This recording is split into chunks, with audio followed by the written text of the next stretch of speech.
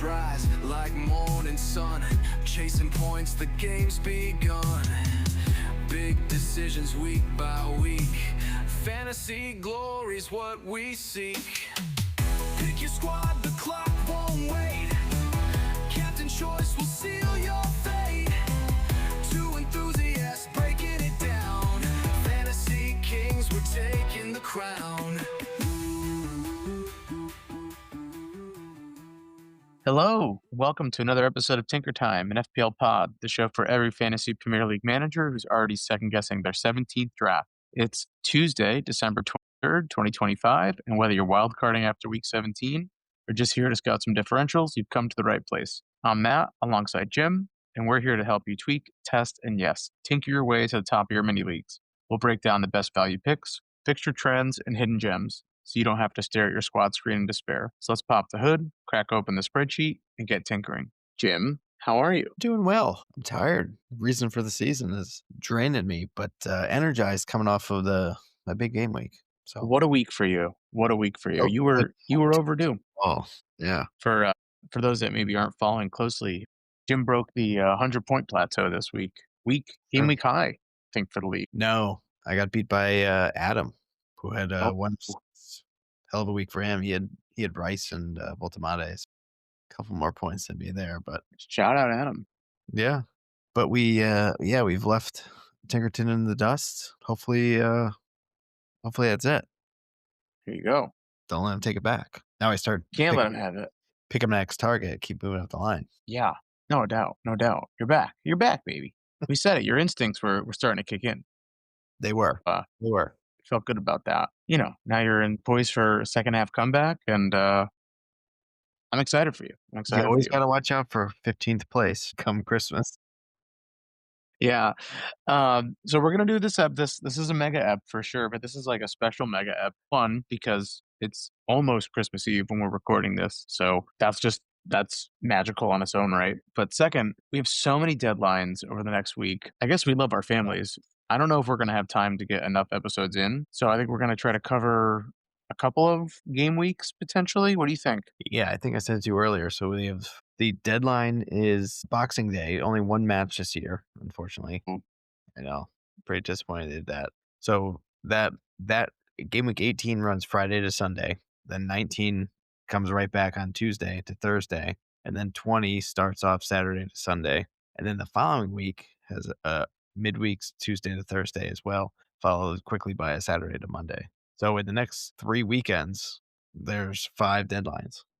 That's a lot of games. That's quick. So yeah, no way we'll be able to do mega eps. I mean, we're all of those. We're good, but that's asking a lot.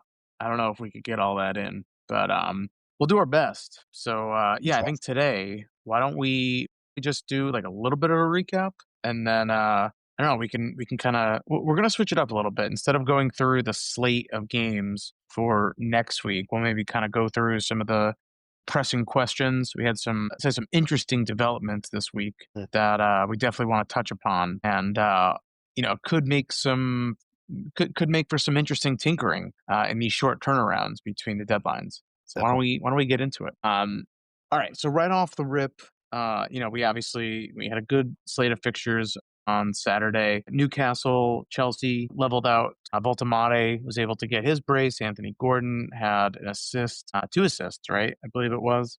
Beautiful return there. Nice differentials if you ended up having him. I think Voltamade was actually the most transferred out player over, leading up to game week 17. So if you held on to him like somebody on this recording did, you liked that return. On the other side of the ball, Reece James had a beautiful free kick.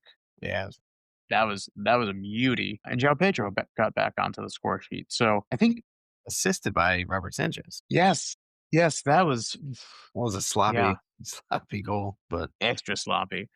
Yeah, I think you called the 2-2 draw on this one on the last record. So yeah. Well, Jim, you were on fire last week. You were on fire left and right. My takes were dialing in. Yeah. Yeah, I mean, I think the big takeaway from this one, Voltamade is, I think, officially now almost back into differential range. And same thing with Anthony Gordon. I think their fixture run, we might get into it a little bit, but I think if you have them at this point and you want to stick with them for differentials, I don't hate that as an option. Yeah, they do have a Yeah, yeah. I mean, I think the only concern is maybe, Vissa. Vissa is back. He didn't leave for AFCON. You're going to probably see with these short turnarounds some minute restrictions here and there. K-Mine got a yellow card again, though, so he wants to make an impact, but not. Can't help himself. Yeah. Flip side, I know Chelsea, granted Newcastle, they're a good squad, they're a good side. Chelsea, I think, have Arsenal. Is it this game week or the following game week? I think it might be. They do not have them this week. They have. Sorry, who has Chelsea? Oh no, Villa. I think Villa's got Chelsea this game week, 18. Yeah, that's what it is. So they've got Villa in 18. So I don't know. I mean, I don't know if I would look to necessarily bring anyone in. Villa have been rolling as of late, but you know, we'll see. We'll see. Anything else from this one, Jimbo? No, I think we did it. The Newcastle guys still in contention. Don't drop them. Yeah. Bournemouth won, Burnley won. I guess the big takeaway here, Semenyo gets another goal. So after his quiet streak and the 10 game week 10 and on there, he scored 2 in a row now. But the real headline is that it's guaranteed he's gonna be leaving.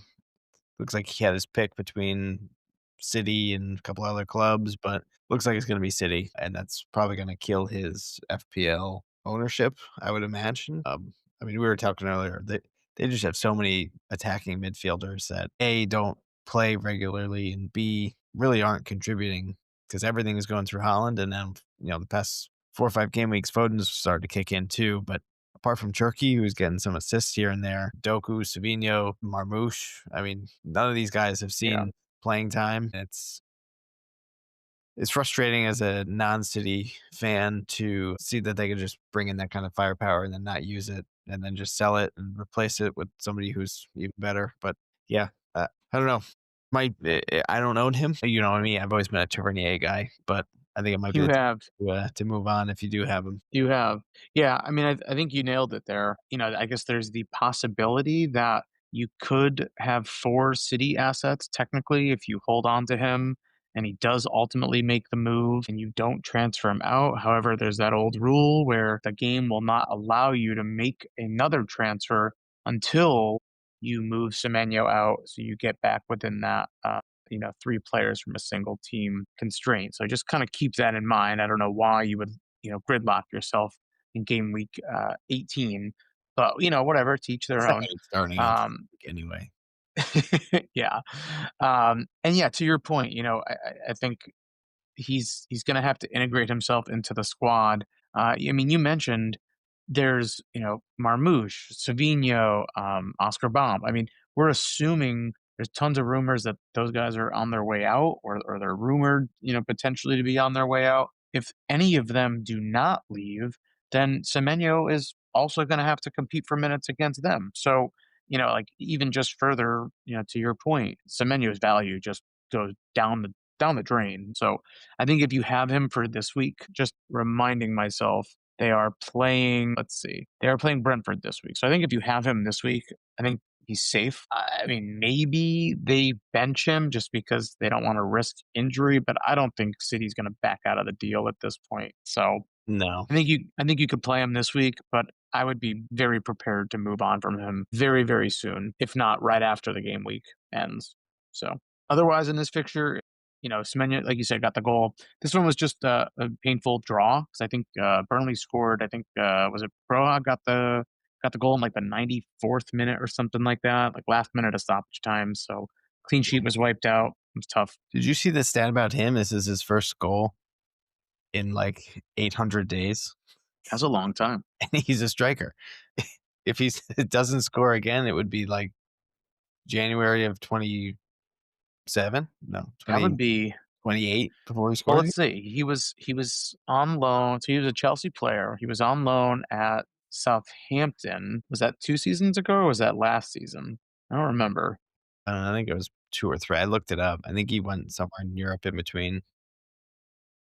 Yeah. So I mean, I know he's been bouncing around at places, but I think he even had a few games where he got into Chelsea's squad because all their injuries. So I don't know. Yeah, he's not good. But Yeah, but that was a fun stat. speaking of fun stats, next game, Brighton Sunderland, no goals. So basically, if you had Verbruggen or Rofs, I mean, I think you enjoyed the keeper points. Anything to discuss on this one? No, just the Kuiper started up top again, got subbed out in the 64th, but kept his clean sheet. So Yeah, we'll see how long that yeah, keeps up. yeah. I Brighton. I don't know. My Welbeck didn't start. yeah, Kind of weird. man, Minta's cooled down, so that's tough to watch. Yeah. Moving on to the fixture that I think had everyone's spectacles, focused. A lot of triple captains this week on the Viking, who did reward those managers with 2 goals and an assist and 3 bonus points. Somehow, still not the player of the week, but we will get into that. But City handled West Ham 3-0. A nice clean victory there. Tajani Reinders, I should say, all reindeers. Tomorrow's Christmas. Um, he got on the score sheet as well, basically from the same spot as Holland. So, yeah, I mean, comfortable win. I think Foden also could have had one, but it just I think there was a nice little save there. So, yeah, West Ham. Hopefully they get relegated. I'd love to see them get relegated at this point. I'm tired of watching them. Yeah, Let Jared Bowen go to somewhere that he can actually win something. yeah. And we said this is going to be a tough game for him, but after this, they have Fulham, Brighton, Wolves, Forest. So frustrating for Bowen owners that he only got the 1 point with the yellow card, but not changing my plans to keep him. Yeah. I know that Bowen run of fixtures is so tempting. I think I saw actually a tweet from or an X, I don't know what you call it these days, that you could basically have a rotation of I want to say it was I saw that. Yeah. Bowen. I think it was Bowen, Tiago, might have been Raul Jimenez, and it was something like over the next 10 game weeks, you get like double Burnley, double Wolves, It was Volta. double Leeds. Oh, was it Voltamade? Yeah. Like an incredible run and like not even a reach with your budget. Yeah.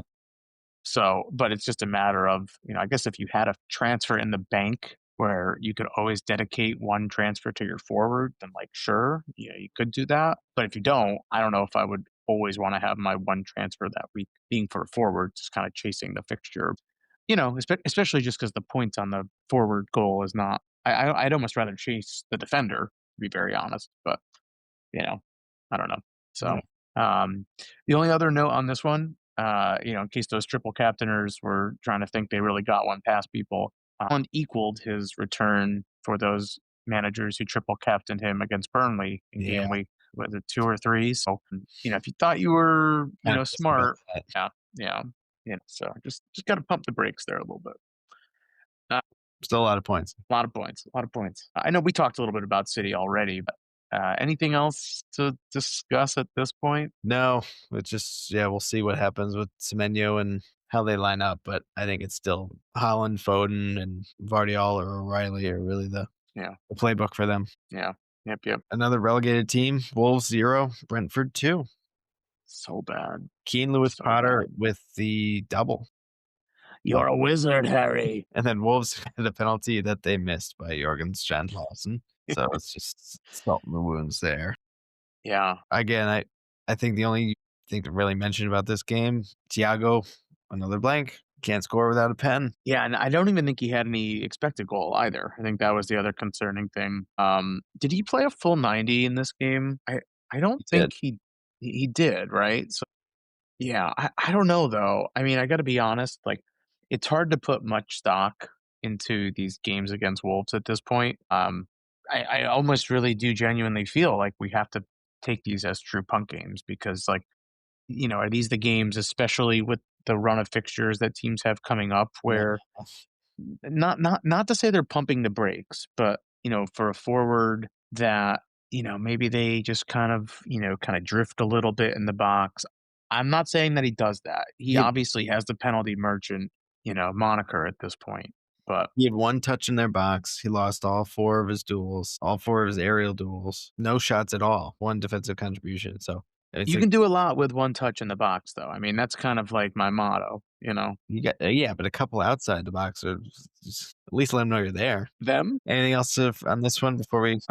Is it time to move on, Thiago? I say no. I think his fixture run is good enough to keep him around, Yeah, especially considering the alternatives. yeah. Bournemouth, Brentford, Everton, Sunderland in the next 4. I'm sorry, Yeah, Bournemouth, Spurs, Everton, Sunderland. yeah, yeah. Yeah, Spurs can't keep clean sheets. I'd say. Yeah, no. Speaking of Spurs, once again, the Spurs won, Liverpool 2. Spurs go with 2 red cards.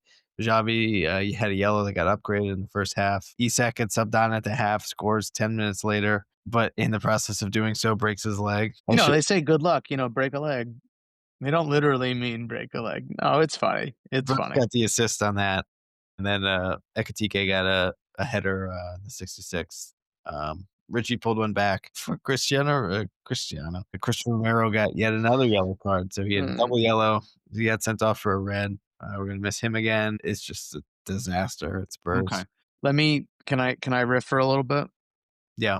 I'll keep it tight, I promise. Okay. You got 45 First thing. seconds. Okay. First thing. Frank, again, down 2-0, brought on João Palhinha again. Stop bringing on defensive midfielders when we're down 2 goals. Just stop doing that. Second, if you watched this game, the refs are very clearly, I'm not, it's not an excuse. Spurs were getting shafted. Romero on the season has had 17 fouls called against him. 14 times he has gotten a card. He can't even go speak to a ref without getting a card. At this point, I feel like when he goes up to a ref, they're almost like predetermining that they're going to give him the card because he's got that kind of, I don't know, he's got that presence about him. Yeah, whatever, right? So like that's BS. Ekatike put 2 hands on his back. I mean, maybe Romero kind of sold it a little bit, but I felt like that was a foul. Van Dijk sold that so poorly. I mean, how many times have we seen that exact foul not get called against Spurs? I mean, this game was just disgusting all around. Yeah. So, but at the end of the day, I mean, it's a loss. Like we have 4 wins at home in all competitions in 2025. That is embarrassing. It's comical. So bad.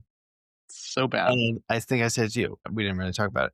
We've had 2 academy players like start in the senior squad in like the last like 8 years. That is so bad. Brutal. Our academy Absolutely players brutal. and all of our first team players get injured for months at a time. Who is in charge over there? The only bright spot, I thought Jed Spence played a phenomenal game. I feel like we're almost getting to a point where, because he's very clearly playing on the wrong side. He's very clearly a right-footed player. I'm not saying it's a conversation yet with Porro, because I don't think Porro's done enough to lose it.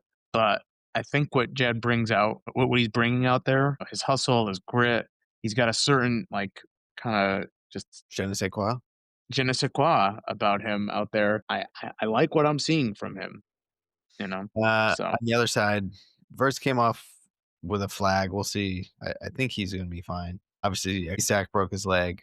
What a bitch boy, Isak. Salah's bitch gone. boy. We mentioned last week, but now even more so, they are thin and up top. Yeah, maybe just like me. Maybe your Pizan is going to get a start. Well, if you're an Ekatike owner, you got to love it because the minutes question is kind of out the door. I mean, other than just trying to manage his minutes because of all the games and fixtures and whatnot, but he has to be the first choice. And frankly, his performance warrants it. I mean, what has Isak done to even, other than his price tag, deserve those minutes? He scored. But Ekatike, well, yeah, I mean, whatever. But I think you're going to see pretty confidently. You're going to see Verts, assuming he's healthy, and you're going to see Ekatike. I also think Szoboszlai is probably going to slot in to penalties, if I had to guess, with Isak out. You never know. With the Ekatike's form, he might keep him. Yeah, I don't know. I mean, I would have thought it was McAllister, but that's true. I'm not sure. I'm not sure at this point if he's been jumped or whatnot. I feel like Szoboszlai is going to be kind of jumping all around. We saw Frimpong get out there, get a little bit forward. He had the assist, I believe it was, on Ekatike's. Well, there was a deflection off Spence there, but on his header on the second one, on the first one. So and Liverpool have a nice little run, it kind of looks like. So I guess long-winded way, Verts and Ekatike almost are looking like reasonable options at this point. Yeah. Which we probably wouldn't have said even a week ago. I think Verse would be more of a risk, just given his Who slow. else would they play though? Well, I mean, minutes wise, yeah, I think he's safe. But do you want to double up those two on Liverpool or use that He'd be elsewhere? a great differential. It would, but he has to hit. He's been playing better without Salah in the squad. So Yeah, we know yeah, you Salah. yeah. All right. Moving on. Everton 0, Arsenal 1. Yet another penalty goal for Arsenal. They refused to score from open play. So they had a penalty. EFL Cup today, they scored on an own goal. Going back to Wolves, I think they had 2 own goals. Yeah. And then Club Brugge, they scored. But I think you're going back to the Villa game. Anyway. Did you hear this? Arteta said they had CEOs calling him. They'd never seen goals like this. It's incredible. Never seen goals like that's like a Trump line. I heard Trump was Anyway, back to this one. Yeah, Gyökeres took the penalty, but that's annoying for soccer owners. very Saka and Odegaard were on the field. Yeah, I mean, there were rumblings that they were going to share penalties. I mean, I guess what's the tactic behind that? It's just like another thing for the keeper to have to prepare, like another spray chart, another shot chart for the keeper to have to worry about. I guess maybe it's just Arteta's way of keeping everybody happy. That's stupid, though. I feel like if I was We're only the scoring goals manager, off of set pieces, so you got to spread them around. yeah, I don't know. I feel like if I was a manager, I would want my penalty taker to know, like, you are the man. I would want to empower them. I would want them to know going into the game, like, to be prepared for it. Whereas, like, not having a scenario where, like, okay, well, if you're on the pitch, then you're going to take it. But if you're on the pitch with this guy, you're not going to take it. But if you're on the pitch with this guy, and it's like it feels like there's all these different scenarios. But Yeah, I that's a don't good know. point because you don't. I think his reasoning at the time was who you want, whoever's feeling it to take it. Where do we go from here?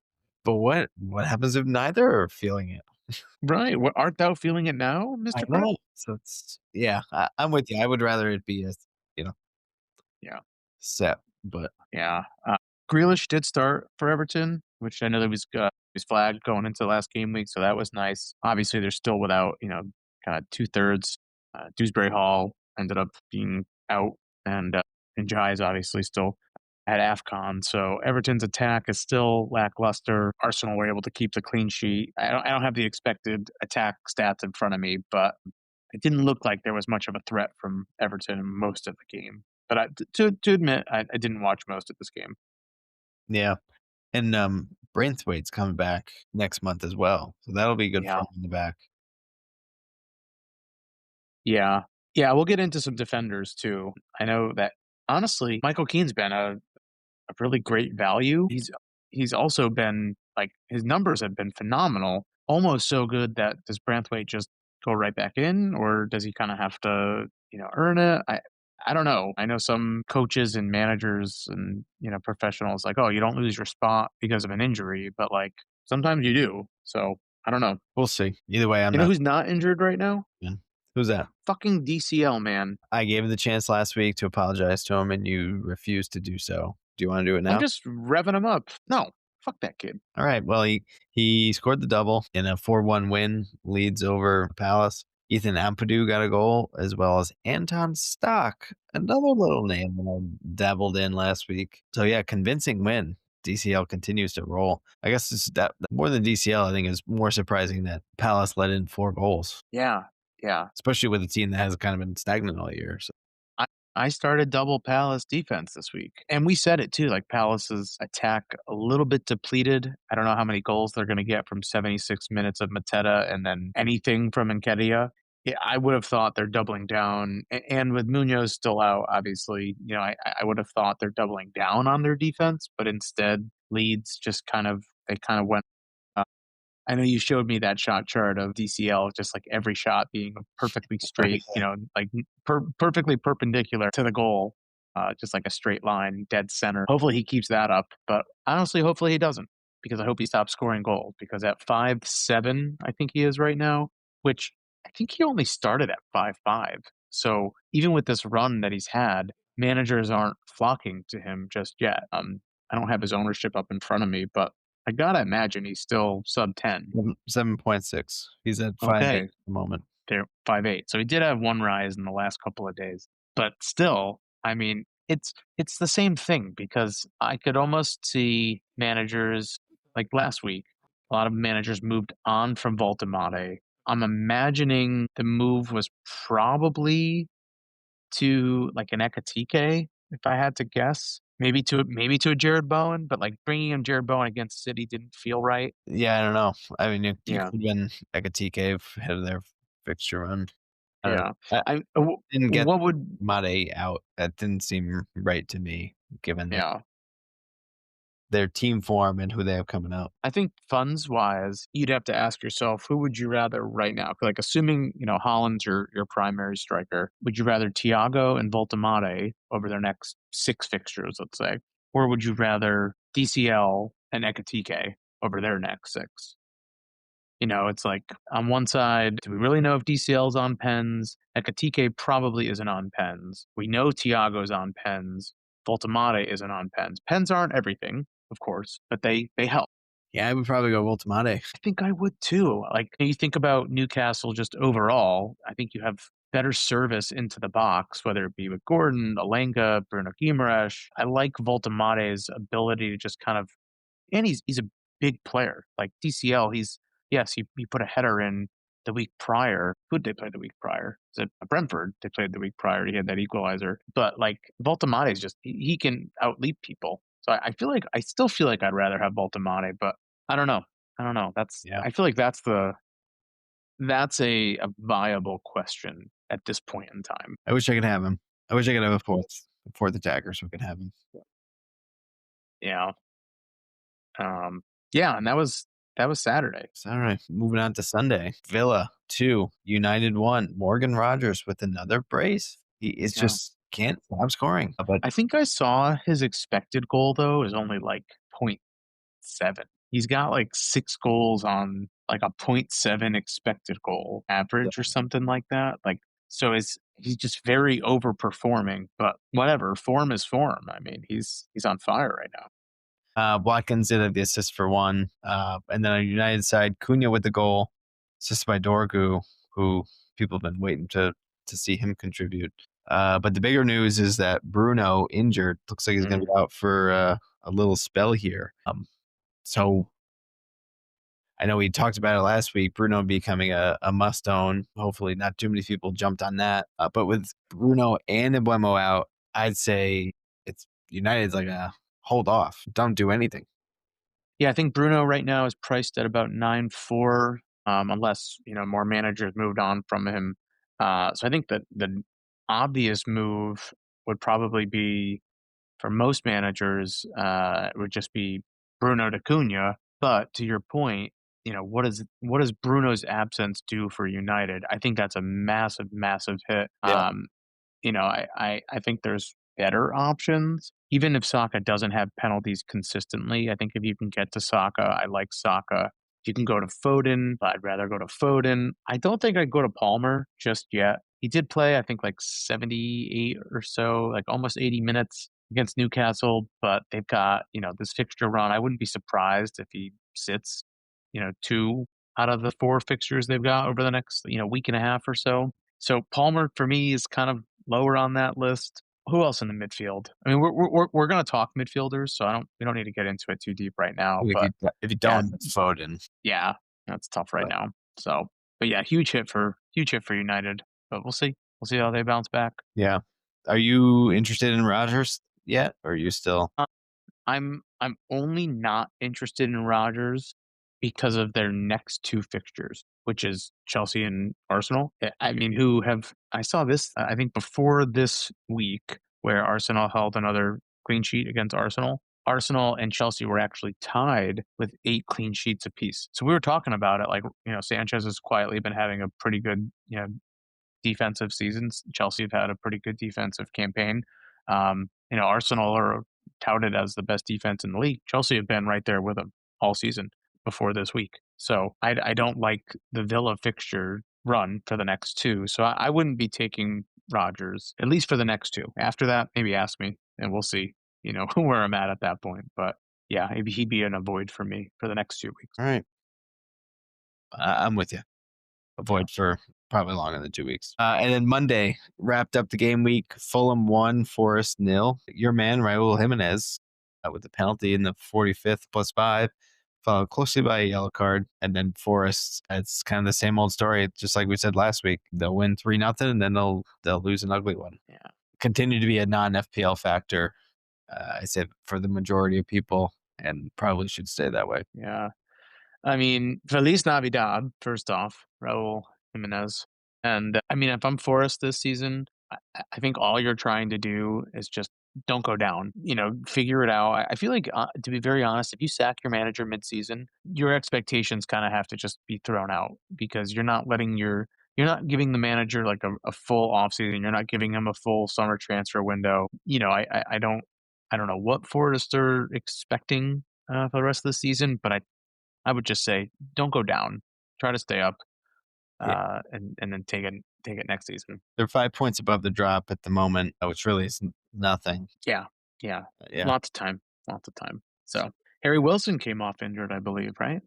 I thought I saw he came off injured. He came off. He's not flagged in FOTMob. Okay. Maybe in. Okay. Let me check FPL super quick. Got a raging clue. Let me see. Harry Wilson is flagged with a knock. He's 75% chance of playing. Playing West Ham next week, followed by Palace and then Liverpool. Those are your next three. What's that? The most useless flag, a knock. Yeah. Who's there? Spabby. So, yeah, that brought us into the game week. We mentioned player of the week, Keane Lewis Potter, 21 points, 2 goals, no assists, a clean sheet, and 3 bonus points in 90 minutes. For biggest flops, I had said it. The refs in the Spurs-Liverpool matchup, they were brutal. And then we kind of said it, like maybe the Palace defense, but otherwise, I don't really think there was any flops that came to mind. Was there anyone on your end that you thought of? No, I guess maybe you could throw Bruno in there, just have to blame the penalty for it. Not the penalty, the injury for it. But yeah, I mean, expectations were high given his form. Really just kick the man while he's down, man. Brutal. This time of year. God, little Christmas spirit, Jimbo. Yeah.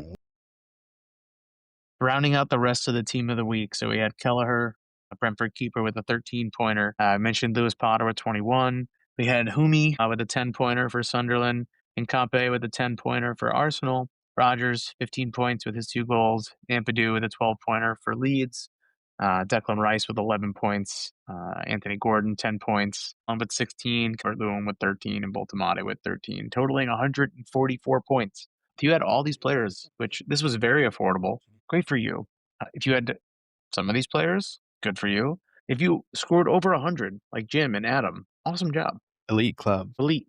Ding, ding. Oh, do you hear that, Jim? I did hear. What was that? Something metallic. That's the sharp metallic clink of an aluminum pole hitting a floor. I think, wait, there's like a man yelling in the distance. It sounds like he's got a lot of problem with us. That's weird. Jim, this episode's brought to you by Festivus, the holiday for the rest of us. The only seasonal celebration born out of a retail space fistfight over a doll and a total burning resentment for the commercialism of the modern world. Why deal with the stress of trees, the tangle of lights, or the crushing weight of gift giving when you can just embrace the glorious simplicity of an unadorned aluminum pole? It's got a very high strength to weight. It's got a very high strength to weight ratio, people. It's sleek, it's minimalist, and most importantly, tinsel is distracting. Festivus isn't about peace on earth or goodwill toward men. No, it's about the airing of grievances. It's that sacred time of year where you gather your family and friends and tell them exactly how they have disappointed you over the last 12 months. It's cathartic. It's honest. It's probably the reason your brother-in-law doesn't call anymore. And we can't forget the grand finale, the feats of strength, because the holiday isn't over until the head of the household is pinned to the living room carpet. It's tradition, it's primal, it's a legal liability. So this year, stop trying to keep up with the Joneses and start disappointing them instead. Trade the turkey for a meatloaf on a bed of lettuce and prepare to rumble. Visit FestivusPoles.com and use code TINKER for a discount on your very own floor-to-ceiling aluminum rod. That's FestivusPoles.com, code TINKER. Festivus. Another Christmas card? I don't think so. And back to the pod. That was a good one. I can't. You know how long it's been since I've gone through an ad read? Weeks. I was watching some Festivus clips earlier. I totally forgot that when George's boss shows up and he sees Kramer, He says, Dr. Van Nistelrooy? He goes, oh, yeah. What an ep. I Uh, mean, nothing better. Nothing better. Can't beat it. no, I got to stay humble. Stay humble. I mean, it was triple Okay. captain, so that's where a lot of it came from. That's true. That's true. Yeah. I'll just for the interest of time, I think I'll so I had 72 points. I didn't activate any chips, no transfers for me. I decided to roll. We were talking late Friday, doing some tinkering. I think the only move I kind of contemplated was Dewsbury Hall to stock, and I ended up not doing it just because I wasn't going to start him, and I felt like it was dumb to make a transfer for a player that was going to be on my bench. Uh, Ended up being the wrong move because I told you. but I wouldn't have started him over my pals defenders against Leeds. Uh, I I still, obviously hindsight's, 2020. I mean, would I have started him over Kudus? Probably not, so I don't know. It is what it is. But 72 points, I'll take it. I'll take it. What really mattered this week is we absolutely cream pied Tinker Time, Lord Tink. He only scored 40 points, so he got absolutely annihilated. He captained Bruno, right? No, he actually captained Saka, so he Oh, got obliterated. 40 points with his 2 transfers. I mean, he needs a full bath after this one. I think this is the third game week in a row he's left Mukiele on his third bench spot, and he's missed out on their points. Mukiele with the 6. He's like play your Sunderland defenders. They're giving you that's like over 20 points that he's wasted. But that's great for us. We're smarter than him. for now. Yeah, for now. Yeah. So, yeah. So screw you, Lord Tinkerton. As far as captain's draft goes, so it was my pick first this week. I had chosen Semenyo, who luckily gave me a goal. So I scored 10 points, and Jim had chose Guardiola. So you got 6 You points for the guilted clean me. sheet. I went I Holland. did. You did. But I didn't force you to change it. You were just Pick. you're easily influenced. So, we'll obviously I don't know if we're actually going to go through our picks today. We'll see if we end up getting there, but total stands at this point. You are at 27 points. I am at 35. So, still very close. That's nothing. It's nothing. It's one player. Right. Anything else from game week 17, Jimbo? No, I think let's look ahead here. Okay. I think you mentioned it. Instead of doing game weeks, because since they're coming so fast, let's kind of look at holistic who to target, which teams to target. That way, at least you have some coverage from those teams, based on what matchups we think look good. Yeah. So I think I don't think there's any point in going through keepers because honestly, I think you can make the argument if you're talking keepers, you're basically just talking defenders, and it's just a matter of how much funds you have in the bank and how much you want to spend. As far as defenders go, I think there's a couple of teams, or maybe 3 or 4 teams that have a really nice fixture run over the next 5 to 6 game weeks. So starting with Everton, we kind of mentioned it a little bit. Over the next 6 game weeks, they've got Burnley away, Forest away, Brentford home, Wolves home, Villa away, and Leeds home. So basically 5 out of the 6 from bottom half of the table clubs, Villa being the only one away that I think, Everton probably would circle that one and kind of maybe play a little bit up for that one. So we talked about Tarkowski, we talked about Keane. Branthwaite is on the way back. As far as Tarkowski goes, we've talked about him as a DEFCON, king all season. He's priced at 5.5 mil, only owned by 7.6% right now. He's getting, like we said, a 10 plus DEFCON per start, so he's usually getting that. We talked about Keane. He's priced at 4.7 right now, only owned by just about 4% of managers. He's also getting that 10 DEFCON on average per start. A couple players there. I mean, what are you thinking about Everton's defense right now? Do you like them as an option? Would you look to bring them in for this run? On paper, I think it looks good. My hesitancy is that they just have no attack. Yes, they're good at sitting back and absorbing that, and they've shown that in the last few years. At some point, you need to attack to give them a little break in the back. And with Dewsbury Hall still looking to be out, and then Guy gone, I don't know.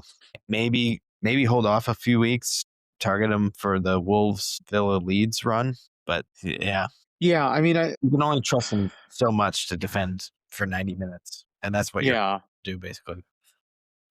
I definitely hear your point. I mean, I think it always depends, right? Like what are you moving on from, right? This isn't a game week 0 where you have your initial draft. Right. Obviously, if you're bringing these players in, you're moving somebody out. You know, it's you probably don't have like Burnley defenders, or you probably don't have Wolves defenders where it's very obvious, right? Like you'd prefer these kinds of players in your team. I don't hate it. I think Sarkowski's a little expensive, right? Like I think if I were to look at him at 5'5", I would also look at a couple of Arsenal defenders, right? So Arsenal, we look at Timber and Calafiori, right? So Timber's priced at 6.5 mil, Calafiori at 5.7.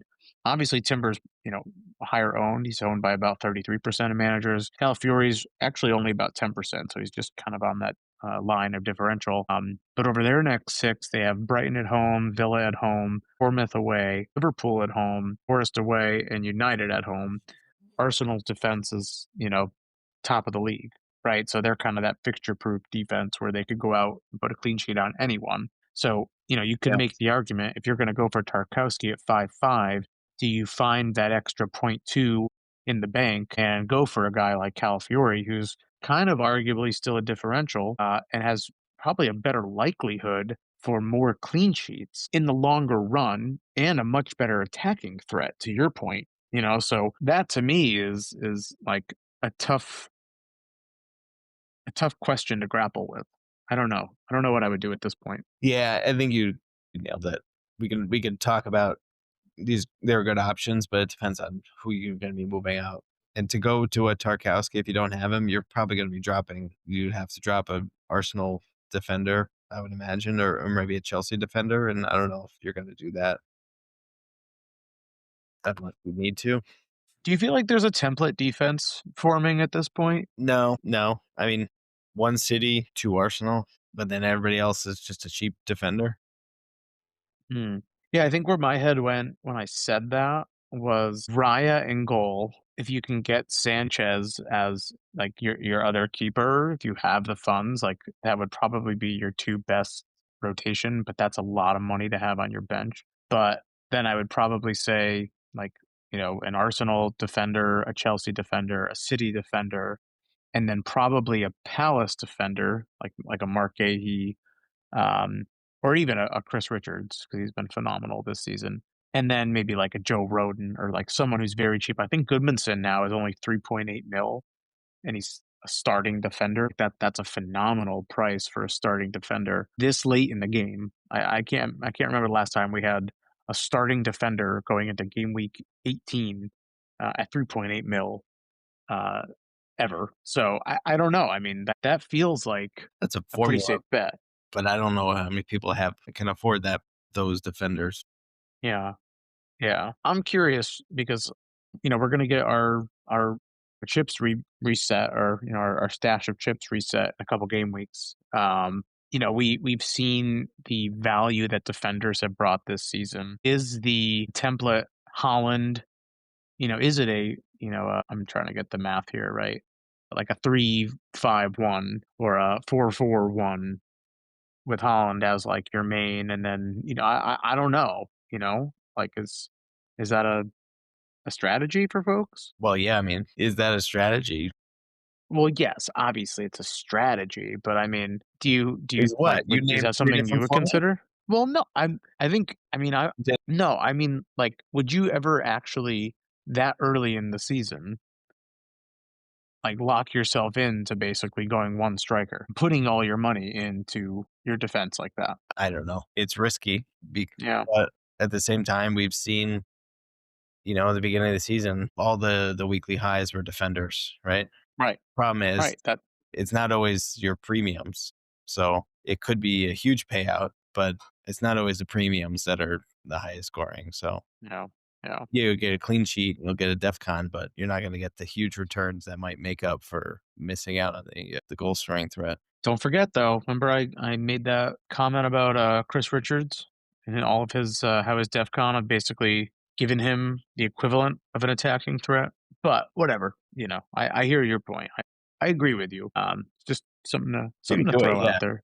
Just what do you want to root for? Yeah. One other defender just to call out, Lewis Hall. So Newcastle over their next 6 have United, Burnley, Crystal Palace, Leeds, Wolves before hosting Villa. He's priced at 5.2 mil, only owned by 1%. He's not going to really give you that DEFCON, but he is going to give you that attacking threat. Newcastle's defense has been pretty good this season. I love that run: Burnley, Palace, Leeds, Wolves from game weeks 19 to 22. The United fixture, although United, honestly, without Bruno, their attack might be a little bit depleted. I don't know how much you're going to get out of Šeško, Mount, and Cunha.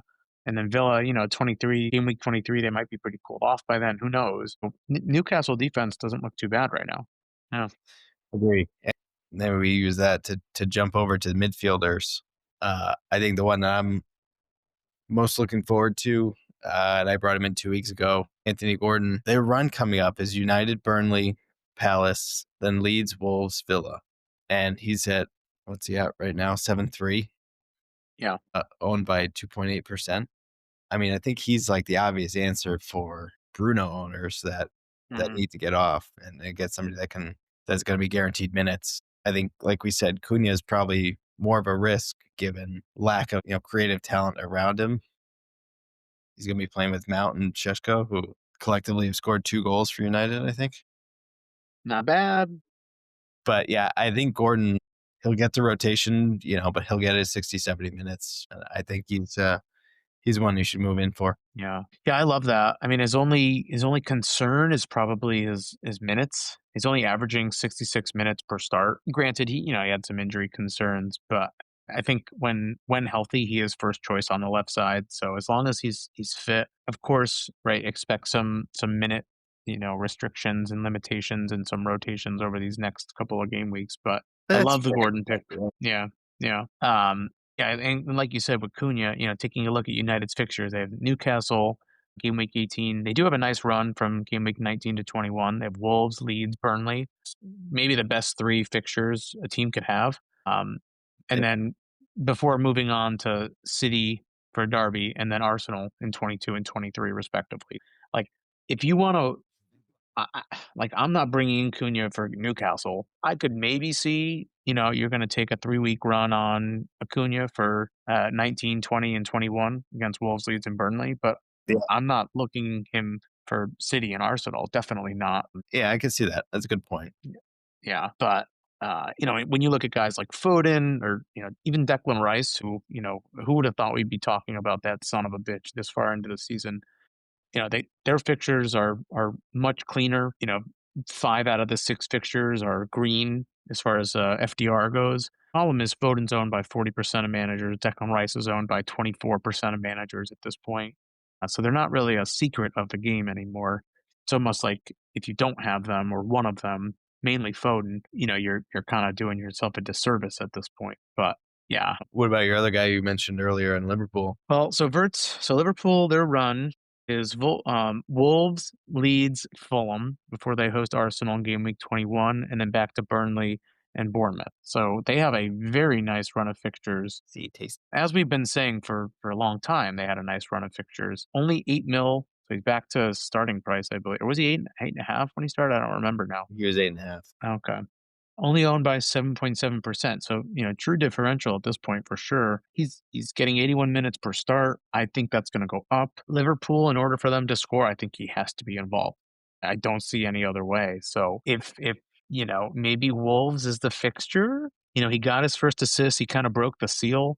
Of course he got it against Spurs. How fitting. Maybe it's time. He's been in the league now since August. So he's got, 3 months under his belt. Eventually he was going to acclimate. Eventually he was going to, get used to it. Maybe now is his time. Why not now? At 8 mil, if you have the money, I mean, why not? Why not? Yeah. So he has played in 16 games. That's kind of crazy. 1 assist. Yeah, he only sat, I think. Well, he's come on as a sub, so it's not minutes wise. It's not right. A lot. Right. Yeah. Yeah. I think the truest differential. And this would be wild. I'd have to have quite a swig before I did this. Rashada, I think is technically how you say it. Over at Brentford, priced at 7 mil, only owned by 0.8%. He's getting 85 minutes per start.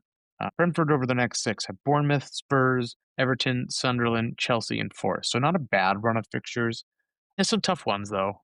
Spurs, I think Everton, defense is obviously pretty good. Sunderland's defense has been pretty good, but not the likes of Arsenal, not the likes of Chelsea until game week 22. So, if you're looking for someone to take a true punt on, he could be someone. Personally, I'm not looking to bring him in, but I should mention it because I think that's a player that is very much a differential. Yeah, I guess if you like Brentford and you want some coverage against Thiago blanking, Brentford are better than Spurs. Yeah. All right. So yeah, we talked through the options there. I don't think we need to go through, every fixture. I mean, captaincy wise this week, I mean, the game that sticks out to me is Liverpool Wolves. But then who would you captain in that game? Ekatike? I think you can go Are ahead. you ready to give him the armband? Yeah, I think the safer pick is probably City against Forest for a captain. Yeah. I mean, yeah, you're probably right. I mean, as much as I'd love to target that Wolves fixture, I think you're right. I mean, I don't know how you can go against Holland right now. I think he's just Yeah, on fire. if Liverpool weren't missing so many people, I would agree with you. But yeah, I could see bringing Verts in and having him play with Ekatike, but to give him the captain ban, I think that might be a bit step too far for me. Yeah. Who are you? It's your pick this week for captain's draft. Are you taking? I'll go Foden. Oh, I like that for you. I think he blanked last week. He's going to bounce back. That's Phil Foden, just to be clear, right? Yeah. Okay, that's a tough one. You're going Phil Foden. I'm gonna do it. I'm gonna go Verts. There you go. I like that. Florian. All right, we'll see how that one works out. All right. Yeah, I mean, there's no point in looking at prices right now. As far as the AI team goes, we're not going to get into it just because it's late, but I promise we will make the AI pick his team. He's got a lot of work to do. He's got a lot of flag players, so might have to help him out with his prompt a little bit. Well, But too, right? he's got all his transfers. He's got a wild card he could use. I don't know what he's going to do. He doesn't For have her. to use all of his chips. No, he's not going to have time to use all his chips. We're an idiot. Is what it is. So yeah, I don't know if we're gonna have. It doesn't sound like we're gonna have a game week 18 recap with a game week 19 preview. By the sounds of it, I don't know. No, it would need to be. What day would that have to be? It's 26, 27, and 28, right? Yeah. And then the next week is the 30 and the 31st. So yeah, maybe a mega ep on the 28th, Sunday night. That would be a 18 recap and a 19 preview. Yeah, we'll see. It's up to you. We'll see. Or maybe the 29th, because they are later in the day. I think there's no early kickoff, so maybe we can still do a 29th recap mega ep. Give the listen okay. to listen before. Yeah. Drop us a comment. Let us know what you guys want. Yeah. And yeah, no, it's been fun. I know we wanted to keep this one a little bit tighter. We tried to switch it up a little bit. Let us know if you like this format, like this style a little bit better. But as always, please go like and subscribe. Spotify, Apple Podcast, YouTube. Drop us a comment. Join our mini league. Still not too late. Code will be in the description. Jimbo, before we head out, did you tell Santa what you wanted for Christmas? Yeah, I just wanted to slip in. You're definitely not getting that. No. Any Friday. parting words? Any parting words for our listeners? Christmas Eve. It is officially Christmas Eve. Ho ho. Enjoy the time with your families. That's very heartfelt. This is what we do it for, man. Yeah, we're a family pod. Boy. How about you? Well, a toast? I'll say here's to honor. And thanks for joining us on Tinker Time. Don't forget to like, subscribe, and drop your captain pick in the comments. And talk to you guys after this game week. Happy tinkering.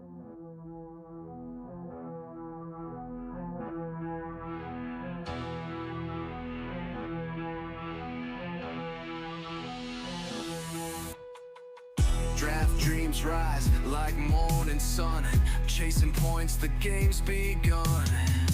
Big decisions week by week, fantasy glory's what we seek. Pick your squad, the clock won't wait. Captain choice will seal your fate. Two enthusiasts breaking it down. Fantasy kings, we're taking the crown.